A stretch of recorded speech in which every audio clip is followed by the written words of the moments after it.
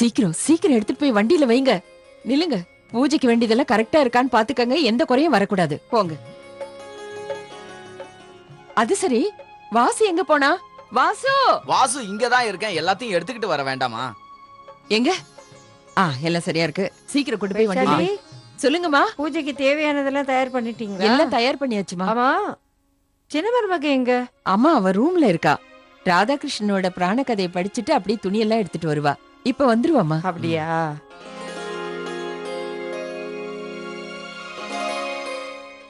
தேவா, கேட்கவே ரொம்ப சந்தோஷமா இருக்குப்பா. நீ பூஜையில உட்கார்றதுக்கு சம்மதிச்சிட்டியாமே. ரொம்ப நல்ல முடிவு பண்ணிருக்க மாப்பிள்ள தம்பி.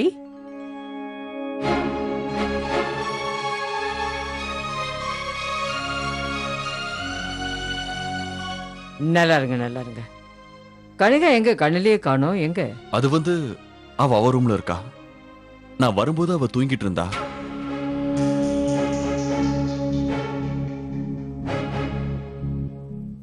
வந்துருவா வந்துருவா. சரி. இந்த பொண்ணு எப்பவுமே திருந்தவே மாட்டா.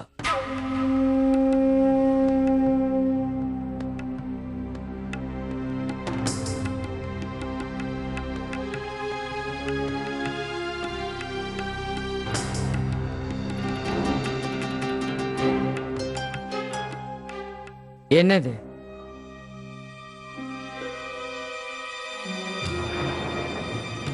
நான் உங்ககிட்ட தான் கேள்வி கேட்டுட்டு இருக்கேன்.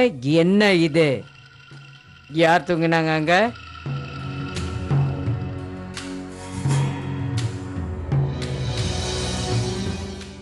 அம்மா அங்க அங்க அபய் தான் தூங்குவாரு. என்ன சொல்ற கனிகா? ஏன் அவரு உன் கூட தூங்க மாட்டாரா? ஏன் இப்படி கல்லு மாதிரி நிக்கிற? கேட்டதுக்கு பதில் சொல்லு. அம்மா அவரு தனியா தான் தூங்குவாரு. அம்மா அது 5 வருஷத்துக்கு முன்னாடி அபயை நம்ம வீட்டுக்கு நான் கூட்டிட்டு வந்தப்போ அவருக்கு எதுவுமே ஞாபகத்துல இல்ல. அப்பதான் நானும் அபயும் ஒரு முடிவு எடுத்தோம். நாங்க 2 பேரும் ஒரு ரூம்ல இருப்போம். ஆனா 2 பேரும் ஒன்னா படுக்க மாட்டோம். என்ன? ஆமாம்மா, நான் அவர்கிட்ட வாக்கு கொடுத்துருக்கேன். எப்போ அவருக்கு முழுமையா குணமாகுதோ அது வரைக்கும் நாங்க வெளி உலகத்துக்கு கணவன் மனைவி மாதிரி தான் இருப்போம். ஆனா ஒன்னா சேர்ந்து வாழ மாட்டோம். ஆ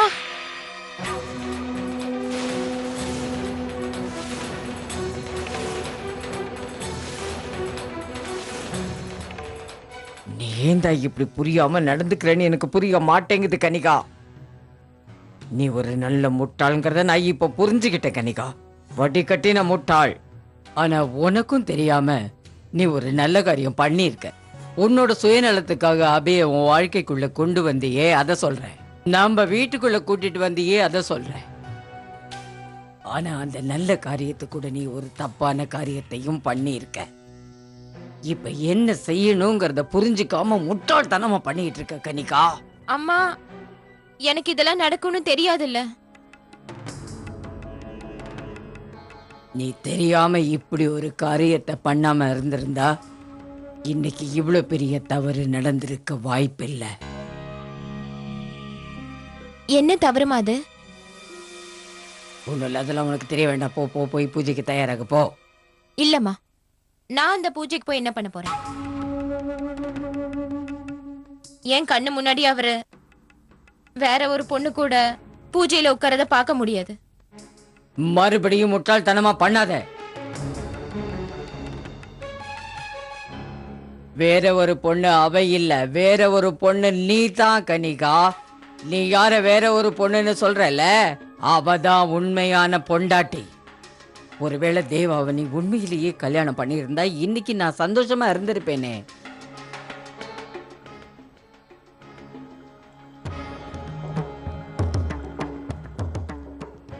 போ.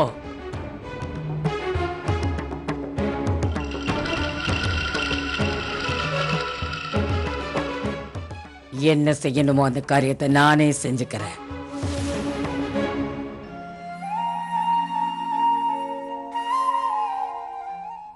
இப்படியாகத்தான் மாதா பார்வதி சிவபெருமானுடன் சேர்வதற்காக 108 ஜென்மம் எடுத்தார்கள். கடவுளே, நான் எத்தனை ஜென்மம் எடுத்தாலும் அவரோடு சேர்ந்து வாழணும். நிச்சயமா அது நடக்குமா? உன்னோட அன்புக்கு அந்த சக்தி இருக்கு, பவித்திரம் இருக்கு. பார்த்துக்கிட்டே இரு.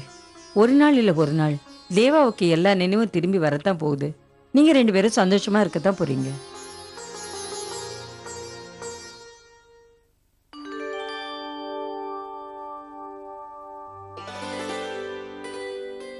வாசு, ஆ? இந்தம்மா சின்ன மருமகளே.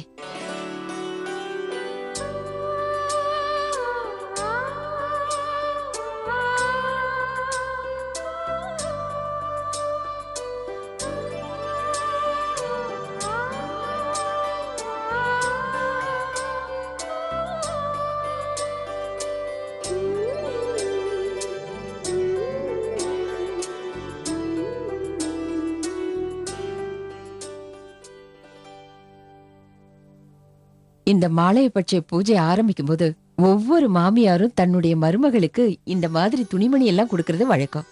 அவங்க வாழ்நாள் பூரா எந்த குறையும் இல்லாம சந்தோஷமா இருக்கணுங்கிறதுக்காக. அது மட்டும் இல்ல, இந்த நாள் சாதாரண நாட்களை விட ரொம்ப முக்கியமான நாள். ஒரு பக்கம் தான் புருஷனோட ஆயுள் நல்லா இருக்கணுங்கிறதுக்காக பண்ற பூஜை, இன்னொரு பக்கம் அவங்களோட கல்யாண வாழ்க்கை சந்தோஷமா இருக்கணுங்கிறதுக்காக பண்ற பூஜை. அதோட இல்லாம பவித்திரமா இந்த பூஜையை பண்றது மட்டும் இல்லாம அன்ன ஆகாரம் கூட இல்லாம பண்றியே, அப்புறம் ஏன் இந்த விரதம் நல்லபடியா முடியாம போகும்? உங்க ஆசீர்வாதத்துல கண்டிப்பா அப்படி நடக்கும்மா. சரிம்மா, இப்போ பிருந்தாவன முறைப்படி இந்த பூஜை ஆரம்பிக்க போகுது. அதுக்கப்புறம் பாரு, உன் மனசுல இருக்கிற எல்லா எண்ணங்களும் நிறைவேற போகுது.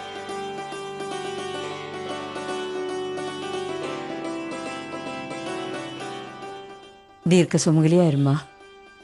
போமா, போய் தேவா கிட்டே ஆசீர்வாதம் வாங்கிட்டு வா. நீ யாருக்காக இந்த விரதத்தை இருக்கிறியோ அவங்க ஆசீர்வாதம் உனக்கு கண்டிப்பா வேணும். சரிங்க பாட்டிமா. இந்த ராதிகாவில நான் எவ்வளவு பெரிய பிரச்சனையில மாட்டிட்டு இருக்கேன். குட்டிமா, இப்ப இங்க என்ன நடந்ததுன்னு நீ இவ்வளவு சோகமா இருக்கிற? பாக்குறதுக்கே நோயாளி மாதிரி இருக்கிற. அண்ணா, இங்க இருந்து விரதம் இருக்கிற மாதிரி நடிக்கணும்னு தான் நான் நினைச்சேன். ஆனா இப்ப நிஜமாவே விரதம் இருக்க வேண்டியதா இருக்கு. நான் இப்ப என்ன செய்யறதுன்னு எனக்கே ஒண்ணுமே புரியல. பசியால என் உயிரே போகுது. பாவம் என் தங்கச்சி. இப்ப நீ காலையில எழுந்து டிஃபன் மட்டும் தான் முடிக்கல, இன்னும் லஞ்ச் இருக்கு, டின்னர் இருக்கு. இதெல்லாம் நீ இப்படி தாங்க போற? ராத்திரிக்குள்ள உன் நிலைமை என்ன ஆகுன்றது உனக்கு தெரியுமா? ஆனா இங்க அந்த ராதிகா மட்டும் பொறுமையா எல்லா விஷயத்தையும் சாதிச்சிட்டு இருக்கா. முறையா பூஜை கீஜை எல்லாம் அவன் பண்ணிட்டு இருக்கா. இதெல்லாம் பார்த்தா உனக்கு எதுவும் தோணலையா? அவளால தானே நான் இப்ப இதெல்லாம் அனுபவிச்சுட்டு இருக்கேன். அவ எப்ப பார்த்தாலும் பூஜையை செஞ்சிட்டு இருக்கா. எல்லாத்தையும் செஞ்சு என் உயிரை வாங்குறா. அவளாலதான் இப்ப நான் இந்த விரதம் இருக்க வேண்டியதா இருக்கு. ஆனா தங்கச்சி, என்னன்னா இப்ப நீ இருக்கிற பசில உன் நிலைமை என்னன்னு எனக்கு நல்லாவே புரியுது. என்ன சொல்ல வரீங்க? முதல்ல நீ இப்போதைக்கு இந்த சமோசாவை சாப்பிட்டு உன் பசியை தீர்த்துக்க.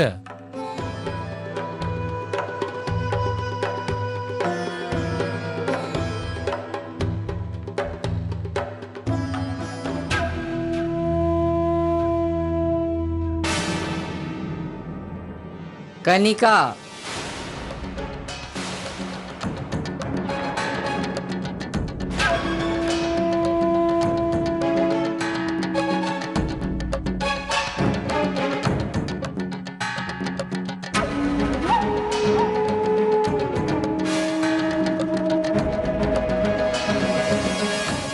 நம்மளால முறையா ஒரு காரியத்தை பண்ண முடியலன்னா எது முறையோ அந்த மாதிரி அந்த காரியத்தை நம்ம பண்ணி ஆகணும்.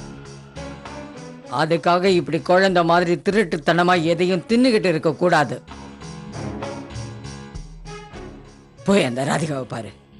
முறைப்படி எவ்வளோ நல்லா சிங்காரிச்சுக்கிட்டு எவ்வளோ அழகா எல்லாம் பண்றா. தேவாவுக்கு உண்மையிலேயே ஏத்த ஜோடி அவதான். நான் நல்லா இருக்கணும்னு நினைக்கிறதுக்கு தேவா மாதிரி ஒரு பையனும் ராதிகா மாதிரி ஒரு பொண்ணும் எனக்கு கிடைச்சிருக்கணும். மூஞ்சி முறையில எப்படி பூசிட்டு இருக்கு பார். உள்ள போய் மூஞ்சி நல்லா கழுவு. உண்மையா விரதம் இருந்து உன்னால பூஜை பண்ண முடியலன்னா கூட ஒழுங்கு முறையா இருந்து அந்த பூஜையை பார்த்து புண்ணியத்தையாவது சேர்த்துக்கலாம்ல. முதல்ல போய் பூஜையில கலந்துக்கிட்டு மாப்பிள்ளை தம்பிக்கிட்ட ஆசீர்வாதத்தை வாங்கிக்க. ஹலோ. சொல்லுங்க. சரி, அப்ப நீங்க ஒண்ணு பண்ணுங்க, அந்த ஃபைல்ஸ் எல்லாம் எனக்கு எடுத்து வந்து கொடுத்துருங்க. சரி, தேங்க்யூ.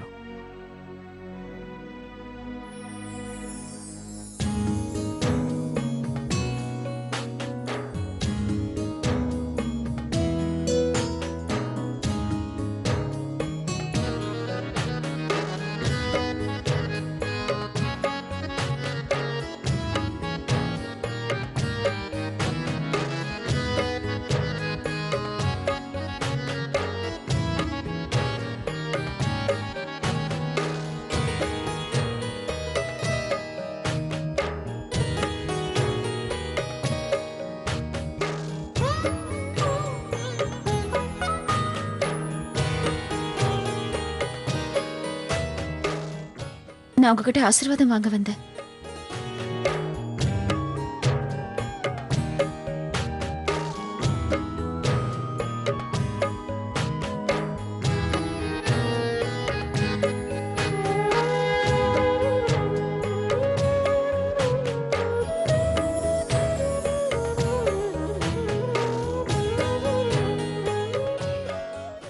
ராதிகா,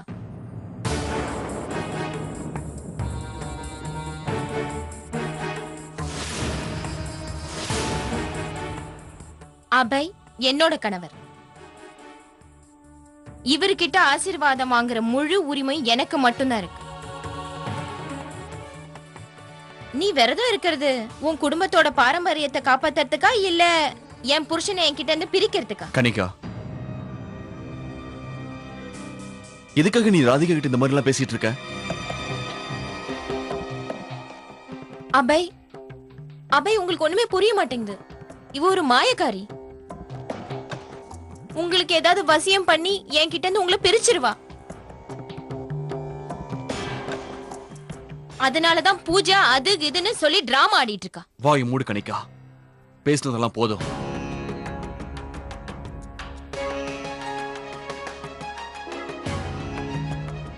ராதிகா, நானும் இப்ப அந்த விரதத்துல தான் இருக்கேன். ஆனா ராதிகா, நீ எவ்வளவு முயற்சி செஞ்சாலும் சரி, நீ போடுற மாய மந்திரம் எதா இருந்தாலும் சரி, என் கணவர்கிட்ட அது செல்லுபடியாகாது. என் குடும்பத்தை பிரிச்சுட்டு உன் குடும்பத்தோட நீ ஒண்ணு சேர முடியாது ராதிகா. போதும். இதுக்கு மேலேயும் நீ ஒரு வார்த்தை பேசினா இங்க பாருங்க, இந்த விரதம் இருக்கேன்னு சொல்றதுனால மட்டும் விரதம் முழுமை அடையாது. ஆச்சாரமும் அனுஷ்டானமும் தான் இந்த விரதத்துக்கு ரொம்ப முக்கியம். இந்த விரதம் இருக்கும்போது கோவமோ ஆத்திரமோ படவே கூடாது. எங்க 2 பேர் மேல ஏன் நீங்க கோவப்படுறீங்க? ஒரு விஷயத்தை நீங்க நல்லா புரிஞ்சுக்கோங்க. சூரிய ஒளியை எப்படி மறைக்க முடியாதோ அதே மாதிரிதான் உண்மையை எந்த காலத்திலயும் மறைக்க முடியாது. இவர்தான் மகா பண்டிதர், நான் தான் இவரோட மகா பண்டிதினி.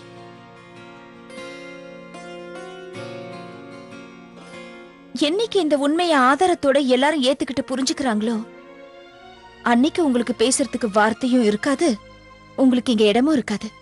நீ இப்ப என்ன சொல்ல வர? அப்புறம் நீ இப்ப எந்த உண்மையை பத்தி சொல்ற? எனக்கு ரொம்ப நல்லா தெரியும் அபய் தான் என் புருஷன். சத்தம் போட்டு ஒரே பொய்ய திரும்ப திரும்ப சொல்றதுனால அது என்னைக்கு உண்மையாயிடாது கன்னிகா.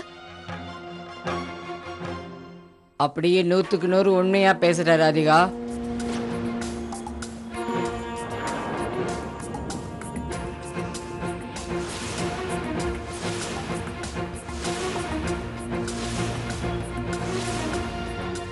எவ்வளவுதான் நாம முயற்சி பண்ணாலும் ஒரு பொய்யை உண்மையாக்க முடியவே முடியாது.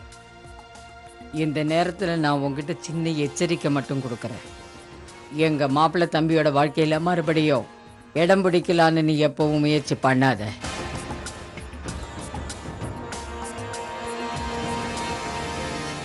கன்னிகா, நீ அவளை பத்தி கவலைப்படணுங்கிற அவசியமே இல்லையே. மாப்பிள்ளை தம்பி மேல நீ நம்பிக்கை வை. இந்த கலியுகத்துல ராமர் மாதிரி வாழ்ந்துட்டு இருக்காரு.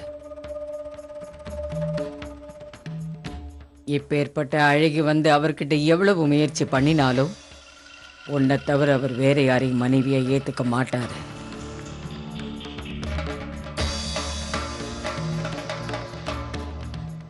வா.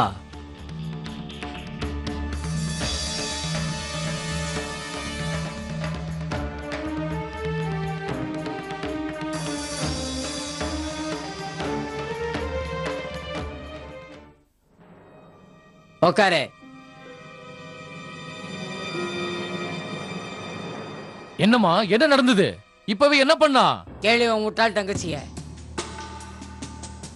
1000 தடவை நான் இவளுக்கு படிச்சு படிச்சு சொல்லியும் புத்தி வரல. அறிவு கட்டத்தனமா போய் சண்டை போட்டுட்டு இருக்கா. அம்மா, நீங்க பாத்தீங்களா இல்லையா ராதிகா அங்க என்ன பண்ணிட்டு இருந்தான்னு? உனக்கு எரிச்சலா வருதா? தேவாவோட மனைவி மாதிரி நடிக்கிறது நீதான். உண்மையான பொண்டாட்டி அவன்கிட்ட பேசிட்டு இருக்கும்போது நமக்கு கோபம் வரக்கூடாது. நீ எதுக்கு அவங்க பின்னாடியே சுத்திட்டு இருக்க? எதுக்கு அங்க பண்ண? நீ கடவுள்கிட்டையும் அபேக்கிட்டையும் ஆசீர்வாதம் வாங்கிட்டு வான்னு அதை செஞ்சியா நீ? அங்க என்ன செஞ்ச நீ? போய் வாங்கிட்டு பேசாம அங்கிருந்து வர வேண்டியதானே? நான் சொல்றத கவனமா கேளு கனிகா. உன்னோட முட்டாள்தனத்தால ஏதாவது கெட்டு போச்சு, அவ்வளவுதான். நீ உண்மையா விரதம் இருக்கலங்கிற விஷயம் வேற யாருக்கும் தெரியவே கூடாது. புரியுதா? மடத்திலேந்து வர யாருக்காவது உண்மை தெரிஞ்சதுன்னா மகா பண்டிதர் பதவி நம்மளை விட்டு பறி போயிடும்.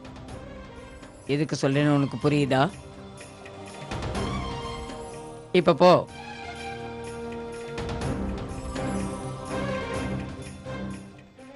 Johnny, yes, Papa. King sugar, no, Papa. நாம மடத்துக்கு கிளம்புற நேரம் வந்துருச்சு. சின்ன மருமகளை எங்க காணோம்?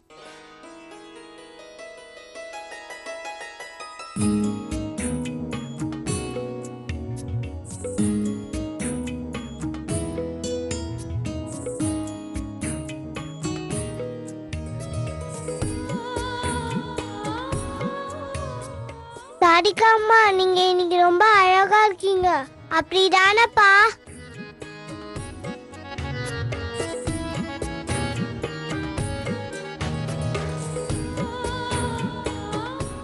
தீபு, வாப்பா. நம்ம 2 பேரும் போய் கார்ல உட்காரலாம்.